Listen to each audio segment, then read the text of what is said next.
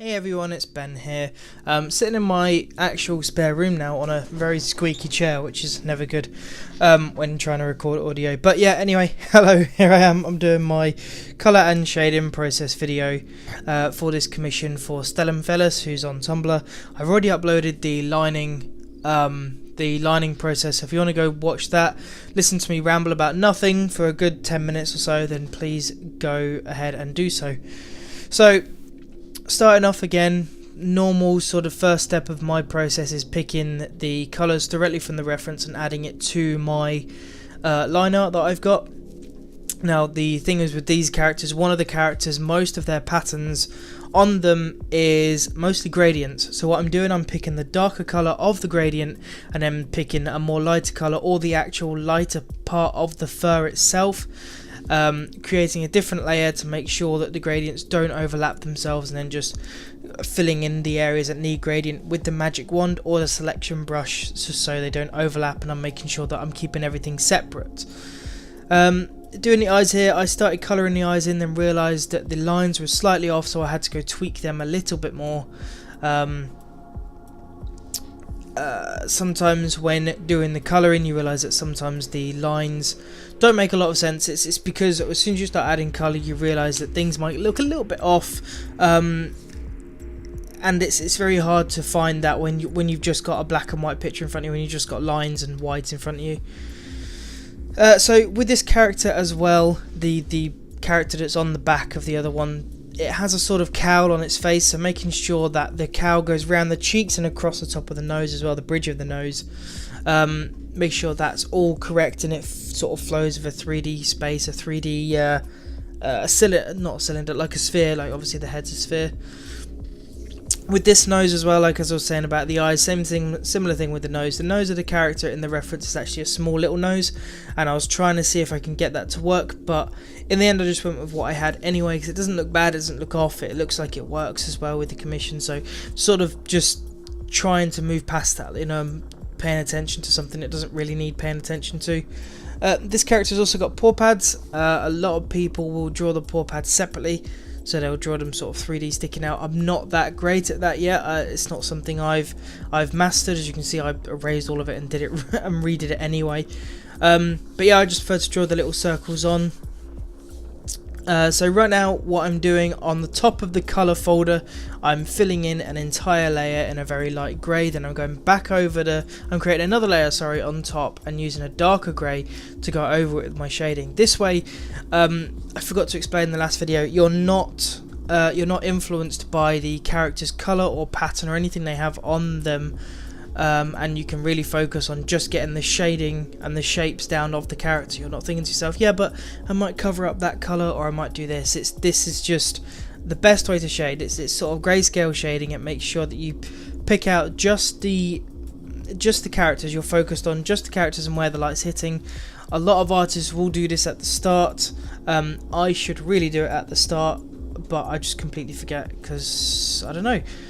I've always done it after the colour layer, I don't know why, to be honest. But, so, here what I'm doing, I'm just basically drawing and closing off lines so I can use the paint bucket tool with a 1 pixel expansion, just so I can fill in the shading just very quickly, rather than colouring it all in by hand. I'm just quickly using a fill, just to fill in the grey bit. Later on, I can go back over the shading with other colours, so this is just to make sure that I can get the shading right at first, just so I know exactly where it's falling and I can make sure that it's all correct and makes sense, sort of thing. So going around this hair now, a bit later on I'll show you what this shading actually disappears on the hair because I add a gradient to it, which I wish I could have got back, but the effect itself actually looked pretty good towards the end. I enjoyed the effect that I did get out of it. So once again with the shading, thinking about it in a 3D space, like the shadow will curve around this neck fluff, the hand will rest on the neck fluff and will drop a shadow onto it. So make sure that you are thinking about your objects in a 3D space. This arm, for example, is a tube, it's not just a flat rectangle, a stretched out rectangle, so making sure that you do know how your shading falls. If you have any problems at all, just look up on Google or something like that, like a ball, and the way the shadow wraps around it. So that sort of thing. You need to start thinking about things in a 3D space rather than just this is a 2D drawing, because the shading just won't work. Basically, it's something that I would say is a basic of shading. The way the light falls, and if things are behind something, the way that something might cast a shadow, I think it's something really important to learn. I'm still not perfect at it. I've never claimed to be perfect at it, but I personally would like to think I have a bit of a grasp on it. So I don't know, I'm not even qualified to talk. I'm not an art teacher or anything, I'm just talking about this. It's just what I like to see in my art and the way I do things. This foot, for example, everything on the paw, everything around this shadow should be basked in light, but it's quite difficult because, as I said, you wouldn't see the shadow on the backside. So at the minute it looks a bit weird, but if I change the blend layer to multiply it in a minute, I was watching Game Grumps while I was recording this, so I got a little distracted. Change to multiply, the shadow sort of blends well, so it's fine. I'm not that bothered about it anymore. It looks fine. So with the shading, as I said, I did something a little bit different. I used to shade completely entirely in pink, but a good artist friend of mine said I should try using the actual coloured shading. But for this piece, I wanted to go with the pink shading, just because I wanted to see what it looked like. I wanted to go back and use pink just this one time, because I think it suits the characters and the gradients that I've got there as well. Excuse me. And I think it'll look a little bit better. So once again, just using the magic wand tool on top of the pink shading layer in its own folder, going over it, basically adding gradients to little areas, making things stand out a little bit more, so adding it to detail. This commission was a little bit more complicated because there's obviously two characters, so you have to think about more the way the light falls, but adding here now just an overall global light coming from the left hand side onto the characters, so adding a yellow to blue. Once again, as I said in the last video as well, the last colouring video I did, just have fun with this. That's all I was doing. I was just experimenting, and it still only took me about an hour to do this. So don't be afraid to have fun and actually enjoy yourself when you're drawing, because a lot of people get wrapped up in details, and God knows I have as well. But when it comes to the colouring, that's when things start to come together. As I said, this is my favourite part of a drawing. So yeah, just end up having fun with this. So I'm adding the highlights, the back highlights to this as well. I'm adding them in a bit more areas than I did last time, so I'm going to add them on tufts of fur as well, on different body parts on the arms, just to really, I don't know, bring it out a bit more. I thought I'd experiment with it a little bit more. As you can see, I'm adding it to the tufts of fur now, and then I'm going to add it to the back of this leg, whereas last time I'd only add it to the back of the tail.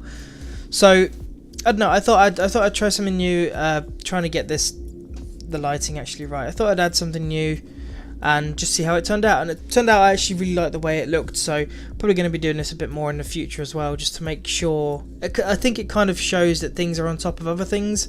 I don't know, I just like the effect it sort of gives off. So I'm coming to the end of this drawing now. You can see I realised in a minute that the pink shading that I did for both characters is actually disappeared on the hair of the character on the bottom. Like here, I'm like, oh crap, the shading's gone. Well, after I'm doing the line art, but the shading's gone, so I need to go back and fix that. So that's something that I tried to fix, but I actually ended up liking the way the gradient sits on the hair anyway, so I just left it as it is. It sort of gives it a more surreal, fantasy-like approach. Adjusting some of the colours, moving everything into different folders now, so that I can really adjust and tweak everything right, make it look how I want it to. Also, I did the thing where I'm changing the line art colour as well, so I changed it to a dark purple for this one, added the highlights to the eyes, and yeah, that's basically it. So with the sticker-like appearance in the background, what I'm doing, I'm selecting the very, very, very bottom colour layer, and then I'm expanding that by about 10 pixels or so, and then I'm filling that with a white, like I'm doing here. So I'm expanding this, and then I've filled it with a white, deselected everything, and now it looks like it's a sticker. But I did forget to do the black drop shadow, the sticker-like effect with this, which I which I don't mind. It sort of come out looking well. I really like the way it looks as it is, so not too bothered about that. I wish at the time I did remember it, but I'm not too fussed about it now because I'm really happy with the way this come out. So Commissioner liked it as well. Here's the finished picture. For some reason the compression on the gradient looks absolutely amazing, so I'm sorry for that, but here's the finished picture. Everything's sort of done. It took me probably about roughly 3 hours in total to do this. Here's a full overview of the picture. Thank you very much for watching. I really do enjoy doing these. They're a lot of fun. If you do want to see more, let me know, and I love you. So good night.